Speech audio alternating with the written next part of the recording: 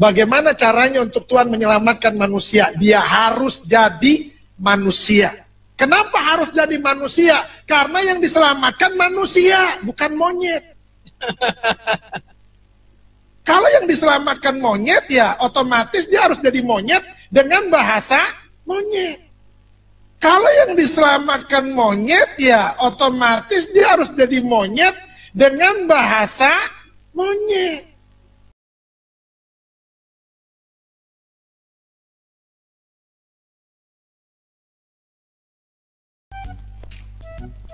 Tapi ketika Anda mengatakan Allah menyelamatkan dengan cara menjadi manusia, ini salah doktrin, ini penipuan publik, ini penyesatan.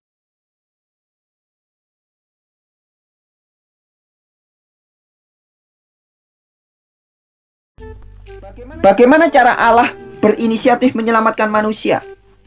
Di Yohanes 3:16 sudah dikatakan, karena begitu besar kasih Allah akan dunia ini, maka ia mengaruniakan anaknya. Jadi yang datang itu anaknya, utusannya. Ayat 17 dikatakan Allah mengutus anaknya. Saya tambahin ayat bonus. Ibrani pasal 1 ayat 1-2. Saya bacain ya. Teman-teman buka itu Alkitabnya. Setelah pada zaman dahulu Allah berulang kali dalam berbagai cara berbicara kepada nenek moyang kita dengan perantaraan nabi-nabi. Jadi zaman dulu Allah berusaha menyelamatkan manusia dengan perantaraan apa? Nabi-nabi. Kalau kita baca kitab Perjanjian Lama lebih jauh, ada juga Allah mengirim hakim-hakim, imam-imam, raja-raja, mengirim malaikat. Ya, ayat 2. Maka pada zaman akhir ini ia telah berbicara kepada kita dengan perantaraan anaknya, yang telah ia tetapkan sebagai yang berhak menerima segala yang ada. Dengan perantaraan siapa? Anaknya. Dengan apa? Dengan perantaraan. Jadi yang datang menyelamatkan manusia tuh si perantara. Bukan Allah sendiri datang menjelma jadi manusia, bukan. Nih saya kasih tambahan bonus lagi. 1 Timotius 2 ayat 5. Karena Allah itu Esa, God is one, Allah itu satu. Dan satu atau Esa pula, dia yang menjadi perantara antara Allah dan manusia, yaitu manusia Kristus Yesus. Jadi Yesus Kristus itu perantara.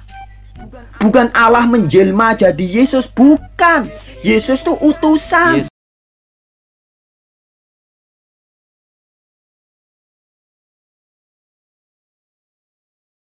Tambah bonus lagi 1. Yudas pasal 1 ayat 25. Kitab Yudas itu sebelum Wahyu ya, cuma ada 1 pasal. Ayat 25. Yudas 25. Allah yang Esa, juru selamat kita. Oleh ini dalam terjemahan bahasa Inggrisnya through, melalui. Kalau bahasa Yunaninya dia. Ya, jadi Allah yang Esa, juru selamat kita melalui Yesus Kristus, Tuhan kita. Jadi Allah yang Esa yang menyelamatkan kita. Tapi ketika Allah yang Esa itu menjadi juru selamat bagi kita, tidak dia datang sendiri, menjelma jadi manusia, lahir jadi bayi, terus jadi besar. Tidak.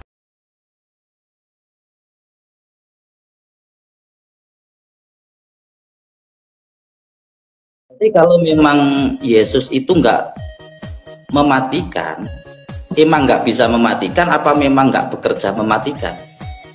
Tuhan Yesus menciptakan manusia bukan untuk mati, Bang. Enggak, tapi menghidupkan. Manusia, mematikan. Kan karena dia nggak cabut nyawa ya. Loh, berarti menurutmu Tuhan itu cabut-cabut nyawa? Nah terus selama ini yang cabut nyawa siapa gitu loh, saya pertanyaannya Berarti itu.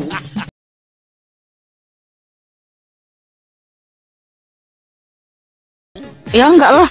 Tuhan Yesus itu menciptakan malaikat untuk melayani Tuhan Yesus, menyampaikan pesan kepada umat dan lain sebagainya.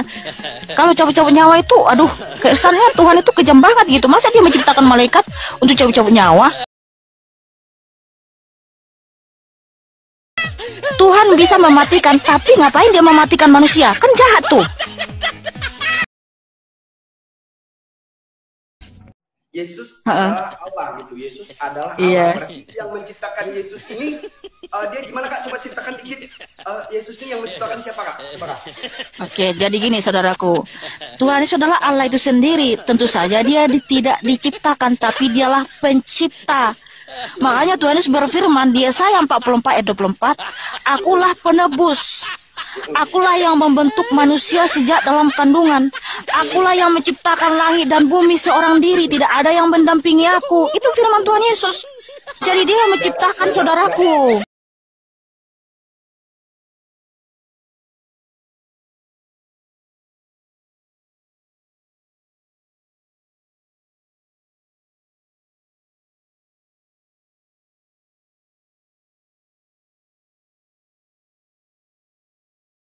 Ini kadang bingung sama kakak. Aku kan Kristen nih kan. Hah? Cuman aku kadang bingung. Maksudnya kita harus paham juga sih. Bentar, Mas Anto. Kamu Kristen? Kristen. Oke. Apakah kamu bentar dulu. Sabar saudaraku. Kalau kamu Kristen, apakah kamu percaya bahwa Yesus adalah Tuhan Allah dan Bapa? Yaitu sesuai dengan dalil di 2 Tesalonika 2 ayat 16. Ya, percaya Allah Tritunggal dan keselamatan pada Yesus. Mas Anto, saya tanya sama kamu di 2 Tesalonika 2 ayat 16 bahwa Yesus Kristus adalah Tuhan Allah dan Bapa kita. Apakah kamu percaya itu? Tinggal katakan ya, gitu sih saja. Gini, Pak, saya harus bilang juga kan kita Allah Tritunggal. Mas Anto, halo Mas Anto, di sini saya sedang memberitakan firman Tuhan Yesus yang tercatat dalam Alkitab. Saya percaya Yesus sebagai Tuhan dan Juru Selamat. Cuman di sini saya mau bilang perbedaan. Sorry ya, di sini harus tegas. Di sini nggak ada abu-abu. Saya tanya sama kamu di 2 Tesalonika 2 ayat 16. Kalau kamu nggak jawab iya, ya kan? Itu kamu nggak abu-abu gitu loh. Padahal Tuhan Yesus berfirman ya, jika ya katakan ya, jika tidak katakan tidak. Lebih daripada itu berasal dari si jahat. Saya tanya sama kamu imanmu, gitu loh. Ruwet. Pak Freddy. Bang Freddy. Ya Pak. Pak. Bang Freddy, Yesus punya nyawa ya Bang Freddy? Yesus punya nyawa. Waktu hidup di dunia dia bernyawa nggak? Kalau itu saya nggak paham Pak. Yang saya paham itu dia punya roh. Oke. Ya, dia punya roh. Oke, punya roh. Itu rohnya Yesus itu roh dikasih dari bapaknya atau Yesus ngambil dari tempat lain? Rohnya Allah. Rohnya Bapak atau roh dari Bapak? Rohnya Bapak. Rohnya Bapak yang masuk? Ya. Bapak ada berapa? Bapak ada satu. Jadi kalau roh Bapak masuk ke dalam diri Yesus, jadi waktu Yesus di dunia, roh di surga, roh Bapak di surga nggak ada? Ada. Roh Bapak ini kan katanya satu. Roh Bapak ini kan satu, tapi kan dia bisa terbagi-bagi.